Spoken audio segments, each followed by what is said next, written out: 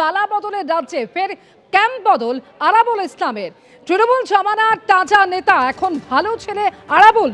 Trinamool ISF হয়ে এবার কি ঋতব্রত তৃণমূলে আরাবুল ইসলাম?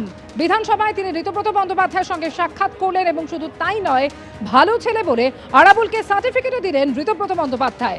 আমার জন্য কি করেছে কালীঘাট তৃণমূল? ঋতব্রত বন্দ্যোপাধ্যায়ের সঙ্গে সাক্ষাৎ নিছকই সৌজন্যমূলক। ঋতব্রত বন্দ্যোপাধ্যায়ের সাক্ষাৎ নিয়ে এমনই দাবি করেছেন ভাঙড়ের প্রাক্তন তৃণমূল বিধায়ক। সাধারণ মানুষের দুঃখ যন্ত্রণা এগুলো নিয়ে কথা হচ্ছিল, কথা চলতে থাকবে, টু বি কন্টিনিউ। মানে আরাবুলকে যোগদান করছেন, তিনি স্পষ্ট করে কিছু বললেন না, আপনি কি বলবেন? যোগদানের ব্যাপারে আমরা ও প্রাক্তন বিধায়ক আমাদের ঘরে এসেছিল, খৈরুল ভালো ছেলে, আলোচনা চলছে, দেখা যাক না। যোগদানটা ইম্পর্টেন্ট নয়। আরাবুল তো বলেছে সংবাদ মাধ্যমে ডক্টর মমতা ব্যানার্জি তাকে 7 বার জেল খাটিয়েছে।